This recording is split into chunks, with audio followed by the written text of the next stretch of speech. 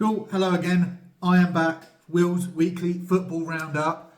As I promised in one of my other videos, I am doing sort of the mystery shirt boxes monthly. So right now what I've got is Al Ali's sort of nice, comfy, cozy shirt. A little bit tighter than I expected, but I kind of like that.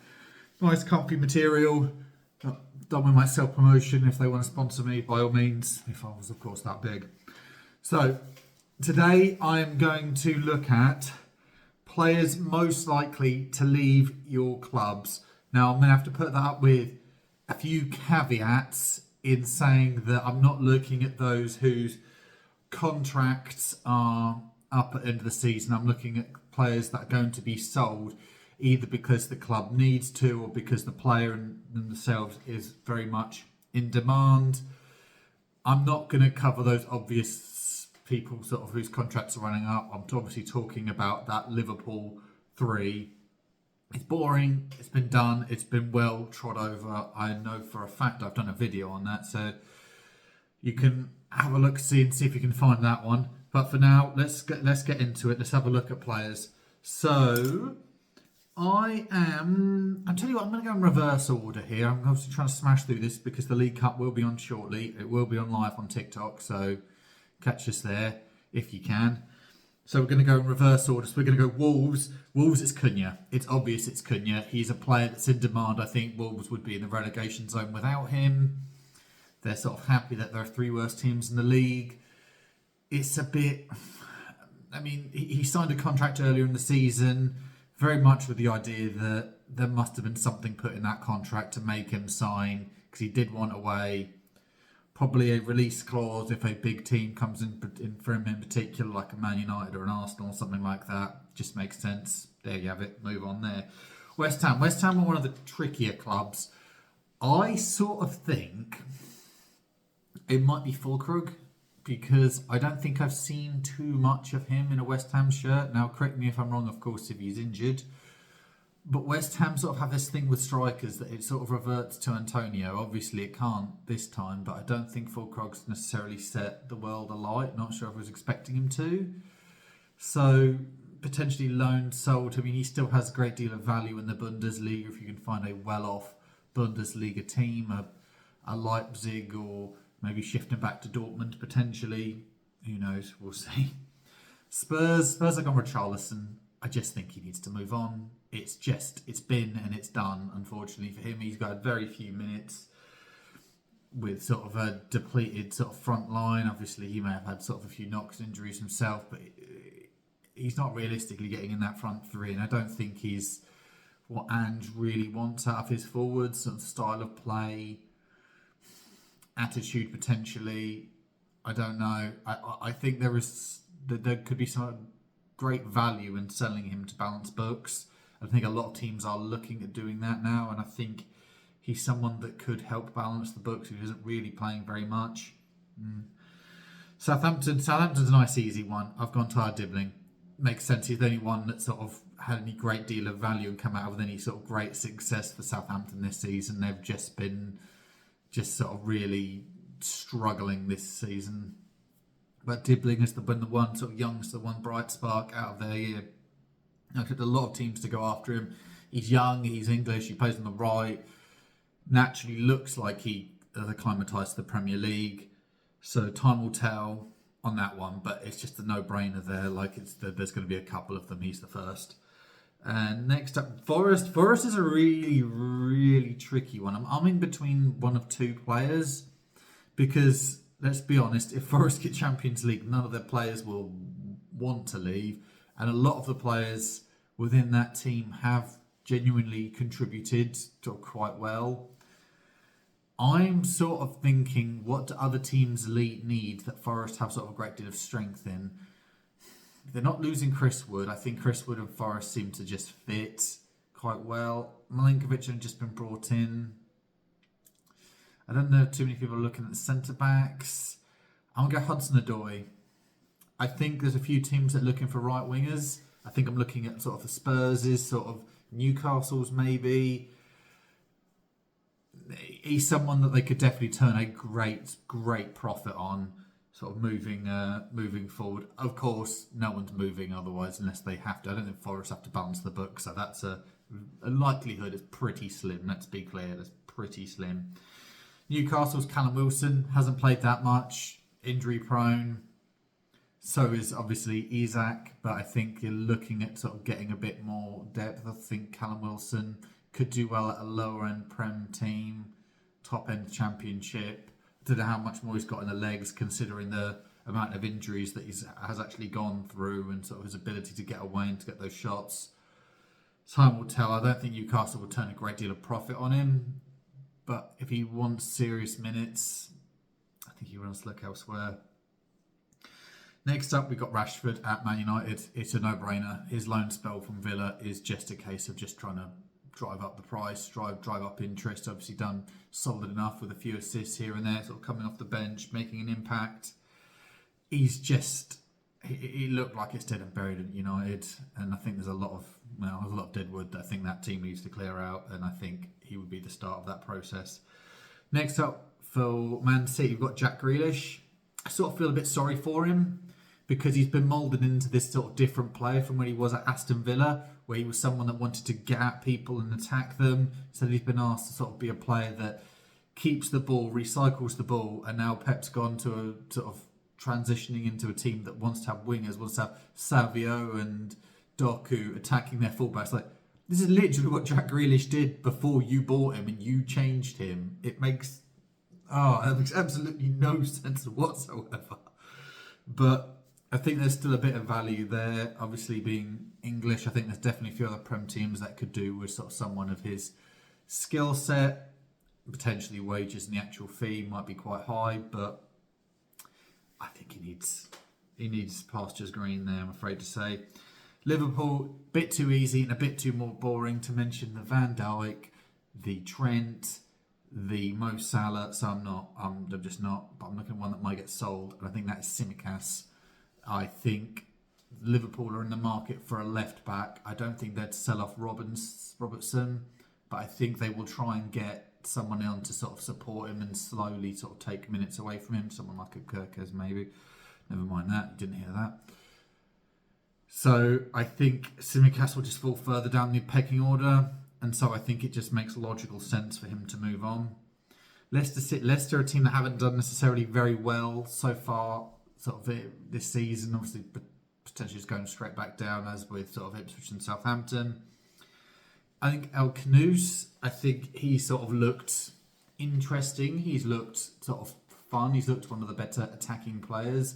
There's not been too many individuals with sort of great deal of standout quality for Leicester. I can't talk about Vardy because, let's be honest, he's not leaving. I think he's retiring. Can't talk about Buonanotte because he's on loan from Brighton. And obviously sort of haven't really had the Mavadidi and Fatawu sort of taken the world by storm, obviously. There have been injuries involved in that respect. Next up, Ipswich, it's Liam Delap. It's as simple as that. Loads of teams are sniffing around him. Chelsea, Man United. He's young, he's English, he's banging goals for a team that's pretty much going to get relegated. Big, physical, strong, technically good, drives with the ball. There's going to be a big team sniffing around him. I know Chelsea are, I know United are, and I think there's probably a few others that are as well. And I think Ipswich will look to turn a tidy profit, sort of maybe try and push him for 40 to 50 million, selling on, making a nice profit there. Fulham next up. Can't see, there's not too many individuals for Fulham. They're strong as a collective. They just sort of all seem to fit together. Sort of all the cogs just seem to work. But there are a few teams sniffing around left backs, and Robinson's probably the one that stands out. Maybe his age might keep him at Fulham, but 10 plus assists already at left back this year. Very sort of good going forward, very good, reliable defensively. I mean, the obvious sort of team we've already mentioned sniffing after left backs, and I think this is definitely one of them. We'll get on to the other one in a minute. Everton are a bit of a funny one because a lot of their players, their contracts are actually up at the end of the season. They have sort of a bit over sort of 12, 13 players who actually will be there next season. They need to sort out those contracts. So much up in the air, so much chaos at that club. David Moyes has steadied things on the sort of game side at least, so you'd like to think it will calm down and it will sort itself out. So with that, in regards to that, I'm looking at one of the players that will be there next season, well, is signed to play next season, and that's Jared Branthwaite. A lot of teams are interested in him. He's young, he's English. If he's going to start pushing into that England team, that's only going to get a few more teams interested in sniffing around him. There's definitely a few teams that are interested in sort of getting some fresh sort of centre backs. I know United are one. I always think Chelsea always sort of are as well. Newcastle, I mean, there's definitely scope there. The same can be said for the next player, the Crystal Palace, as Mark Guehi. He's had sort of bids from Newcastle rejected in the summer. The winter's bid rejected by Spurs. I think Palace will wait till the summer, and then they'll be able to bring someone in, and then happily let him go. Palace are traditionally a selling club, and his value is very, very high right now.